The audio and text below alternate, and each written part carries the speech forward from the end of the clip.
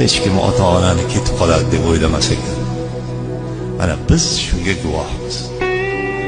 Otamiz yuzga kiradi deb o'ylardik. Baquvvat, pahlavon odamlar. Chavandoz va kurashganda odamni yelkasini uzib oladigan baquvvat odam. O'ylamaganmiz. Hayolimizga ham kelmagan.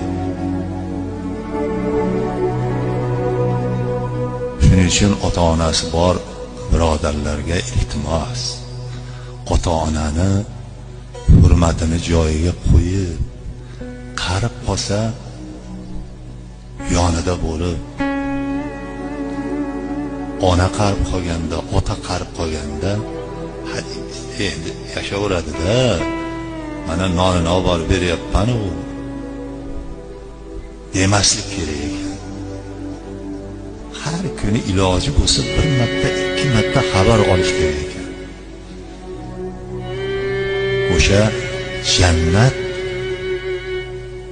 shu onalarni foyda deydi. Iloji boricha hurmatini joyiga qo'yib duosini olish kerak ekan.